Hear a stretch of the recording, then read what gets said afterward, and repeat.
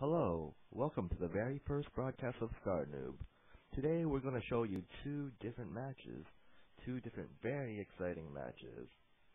So first of all, we have a match between Protoss Kuru and a Terran, Facticity, on the map Slag Pits.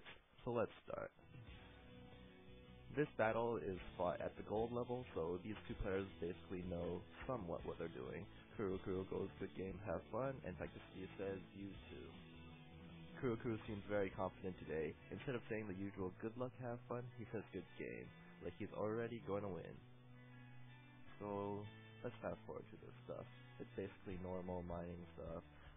Most players do this, unless there's Zerg who's going 6 school or something. So it's quite boring. So Kuru sending out his probe to scout, while Facticity sends out SCV to scout while he's making a supply depot, so he doesn't get supply blocked. Oh my god.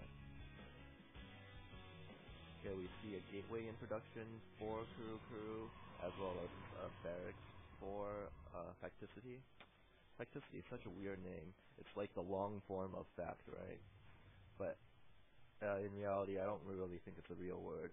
You say infacticity. No, I don't think so. So this probe gets in, Kuru manages to scout everything that Facticity is doing, which is a normal build, refinery after the barracks, and this probe gets blocked in. Facticity says, now you die. Like the probe didn't already know. He's like, oh my god. This is already an orbital command, a mule was dropped down, and a second refinery is being built. Maybe Facticity is checking up this SCV is not doing anything. Facticity realizes it and makes a second barracks. Okay, so Facticity sends his SCV in again to scout some more, and it runs away. The Zealot is pretty weak-minded. He decides to give up right away. And let's see, we have 2 gateways and a robo facility, just in case Facticity decides to make cloak banshees or something like that. So he could have observers, or he's going to decide to make colossi, probably colossi, after the observer. Okay, Facticity has a tech lab in addition, or attached to his barracks, so he's going to make marauders, and from this he's going to make 2 marines at one time because of the reactor. He's going to make a starport after the factory. The factory is not really doing anything. It could be making an add-on right now, but it's okay. These guys are gold level players. You can't expect them to do everything perfectly. And an observer comes in actually to check out what Facticity is doing. It's just staying there and chilling. Facticity has no detection abilities, so this observer is probably going to stay alive for a long period of time. We look at spending. Facticity's army is bigger than Kuru's army, and Kuru sends his observer to follow Facticity's army. Stim is being researched right now by Facticity. Colossus is being made by Kuru. So it's going to be a Colossus and Gateway unit army. Pretty typical, but for one base, usually Protoss cannot support 4 supply units for very long, or 4 production units for very long. So likely Kuru is going to have to expand soon. His money is going up to 800, so it looks like he's probably going to expand. SCVs over here, I guess just check out if Kuru expanded, and looks like a force is going out. Looks like Facticity stimmed his units so they could arrive at the location faster. I mean, these small touches, they might make a difference, and the battle starts. Let's slow it down, and it looks like this Colossus was targeted down first, and then Facticity is just A-walking. It looks like Facticity has a 30 supply lead, so Facticity is likely going to win this battle. And Cluster Shell were finished. If you didn't notice, these zealots were slowed down, and a few shots were set off before they actually hit this army. And it looks like Kuru's probably going to play good game soon. This observer's still here, just chilling, observing. asking itself, what did I do wrong? And Kurokuru says, good game, and leaves the game, so he's pretty nice about it. Okay, that's the end of our first game.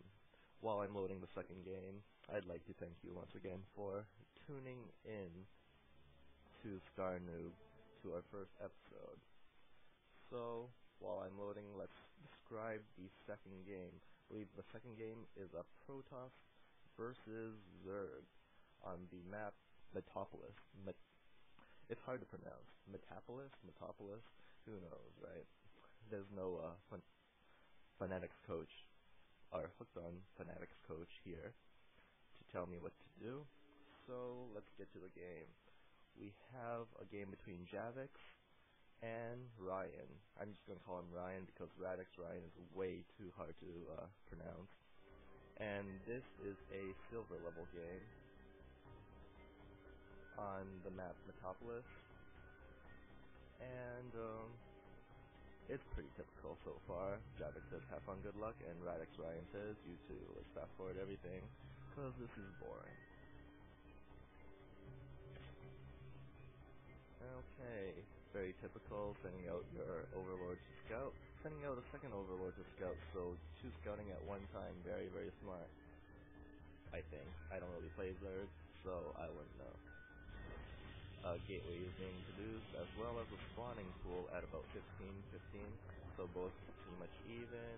Another pylon is being produced so that Javix can get supply block, and a cybernetic force is being produced right after the gateway. A second gateway is being produced as well, so that he could block. It doesn't look like he is completely blocked, so he might want to make another zealot, which he is making, smart guy, to block his round. Just in case of an early Zergling rush, that should happen about now if he was actually doing a Zergling rush. But he isn't, he's making a Roach Warren, and making an expansion around a normal time around 5 or 6 minutes. And sending some Zerglings out. This Zergling is going up to scout, and immediately dies to this impressive zealot army. Gateways are morphing into warp gates because of cybernetic force and warp gate research. And surprisingly, he's going for Void Rays. I mean, it's pretty effective against roaches because roaches don't shoot up. Funny. And kind of a late expansion at 8 or 9, but these guys are silver players, so what can you expect? Researching air weapons level 1, so he's really investing a lot of minerals into the Stargate and these Void Rays.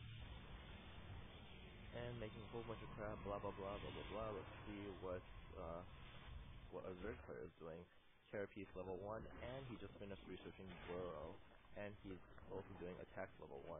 2 evolution chambers at one time. I kind of like that. He already has metabolic boost research, and whatever roach speed is called, infestation pit is coming out, so he could fungal growth a whole bunch of things. Fungal growth is pretty strong, in my opinion, as a spore caller of air attack. So the attack happens, and Javix retreats. I didn't really know the attack was coming, so you only saw the last part of it. But it wasn't really a big attack, so who gives a damn, right? And an Immortal is coming out from, hey, that's interesting, a fleet beacon. So there's only 2 options for a fleet beacon, a carrier or a mothership. If a mothership comes, oh my god, a mothership is coming. This is going to be quite the interesting battle, or interesting game. If a mothership comes. I actually never have made a mothership in a league game, but I admire the fact that some people do. It takes balls to just have one ship cloak every unit and every building in its vicinity. So, let's see. Missile attacks level 1, so. And ground attacks level 2 or something like that. Okay, so let's slow down the game a lot. Looks like the mothership is finished, and the attack is imminent. However, these guys are just chilling over here. This is going at normal faster speed. They're just chilling for like 5 seconds. And you know that before the battle, there's an overseer that can detect all these units, as well as a couple spore crawlers. So look for those get targeted down first. Look at these void rays targeting down the overseer like that. And the armies are pretty much even, except it looks like Javik's army is more expensive. These four colors are still doing attack, and this vortex is very, very good. Half of Ryan's army, the Zerg's army, has been sucked into this vortex. So good micro right over here. And while his army is sucked in for a few seconds, these four colors are dead. And looks like Ryan is gonna die. He has no detection whatsoever. He's not even making any of these overlords into overseers for detection. So the only things that these roaches can see were those zealots. And probably this void ray, which is not doing anything. He's doing a counterattack. He's assuming there's nothing at home, but this counterattack is gonna die soon because of those photon cannon. I mean, Javik is so confident he doesn't even bring his mothership on top of the units before he sends his units out. They're just gonna kind of walk in, walk in, A-walk, and then you win when you have mothership. And Ryan just leaves the game. Ryan just ends the game. No good game, whatever. But he did pretty much get owned. Javik was also making expansion at the same time he was attacking, so even if Ryan held off this attack, which most likely would have been impossible, 20 units that are like 4 food, 3 food each, even if Ryan held off this attack, he would have been dead anyways. So far behind in economy, behind by 70 food now, so that was a pretty one-sided battle. I just wanted to showcase this battle because of the power of the mothership with the vortex and the cloaking. So thanks a lot for watching the first episode of StarNoob, and hopefully you tune in to other episodes soon. Thank you, and goodbye.